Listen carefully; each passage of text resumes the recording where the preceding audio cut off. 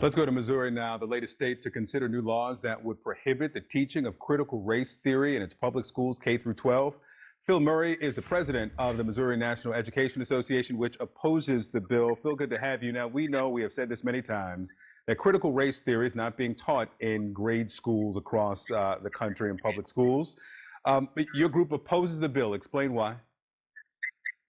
Well, I think the first thing you have to understand is that, educators do not go into this business to become rich or to become famous. We go in to help kids grow and to be the very best that they can be. And so I think it's very important to understand that educators, we're really working for our kids in their best interest.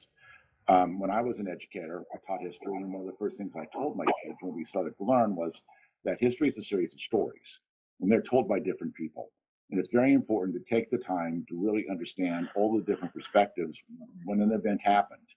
And so I think that we've kind of gotten to the point where that's kind of gotten away from what we're supposed to be doing. I think that, it's real important to understand that our kids come from diverse backgrounds. They come with lots of different perspectives. And I think they should have the freedom to be able to ask the questions that they need to ask.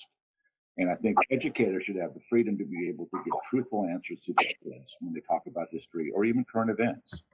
It's interesting that you come to history from that perspective. I want you to listen here to Florida Governor Ron DeSantis, who is really at the forefront of this codifying anti-critical race theory, which again is not being taught in public schools. This is his answer about the decision to block a new advanced placement African American studies course. Here's what he said.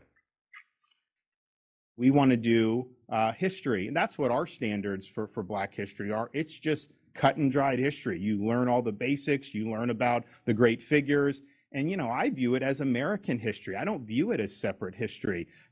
We have history, a lot of different shapes and sizes, people that have participated to make the country great, people that have stood up when it wasn't easy, and they all deserve to be taught. But abolishing prisons, being taught to high school kids as if that's somehow a fact, no, that's not appropriate. Abolishing prisons, apparently part of the discussion, part of this course. What's your reaction to what you heard there?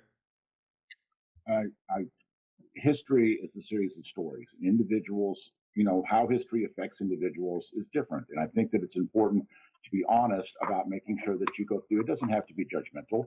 It is the different perspective of individuals about events that have happened in the past. It's important to learn so that we don't repeat the mistakes that we made in the past, to make sure that we make this world a very inclusive place for all of our students, that they all see themselves in this history of the United States. This bill also calls on the state to develop a training program to, quote, prepare teachers to teach the principles of American civics and patriotism, and the teachers who complete that training receive a one-time bonus of $3,000. Bonuses for teachers? Sounds like a great thing. What's your thought? I think that the best use of our resources right now is to make sure our schools are fully funded, to make sure that all of our kids get the resources they need to be successful in our schools. We don't need to be relying on gimmicks. A lot of times, some of these programs come along to distract us from what's very important.